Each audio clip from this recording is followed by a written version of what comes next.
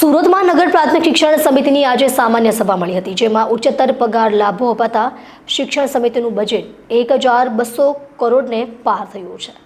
2025-26 માટે 1033 કરોડના બજેટનો અંદાજ રજૂ થયો છે।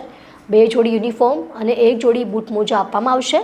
બેન્ચ ખરીદવા 3 કરોડ, વિજ્ઞાન પ્રયોગશાળામાં 50 લાખની જોગવાઈ કરાઈ છે।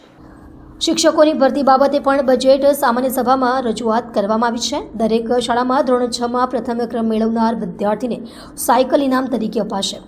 શાળાઓના મકાન ભાડામાં 14,90,000ની જોગવાઈ કરવામાં આવી છે। સાથે જ વિદ્યાર્થીઓના હિતમાં બેન્ચ ખરીદવા સહિતની પ્રયોગશાળા માટે પણ ફંડ ફાળવવામાં આવ્યું છે।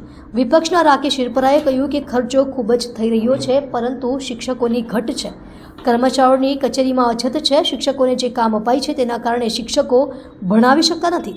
દીકરીઓને સેનેટરી પેડની રજૂઆત કરવા છતાં કોઈ પ્રાવધાન કરાયું નથી। સોલાર પેનલ લગાવવાની વાતનો ઉલ્લેખ નથી।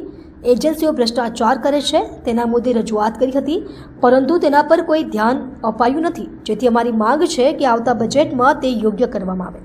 નમસ્કાર, હું રાકેશ શિરપરા, નેતા વિપક્ષ, નગર પ્રાથમિક શિક્ષણ સમિતિ સુરત। આજરોજ 1202 કરોડનું આ વર્ષનું સુધારેલું અંદાજપત્ર અને આવતા વર્ષ માટે 1033 કરોડનું બજેટ મંજૂર કરવામાં આવ્યું। મુખ્ય માંગણીઓ ઘણી બધી હતી, પણ એમાંથી એકદમ મુખ્ય કહીએ તો જે કર્મચારીઓની અછત છે અને શિક્ષકોની અછત છે શાળાઓમાં, એના બાબતે વાત કરી। અત્યારે 1559 શિક્ષકોની, એટલે કે એક શાળા દીઠ 4 થી વધુ કાયમી શિક્ષકોની અછત છે।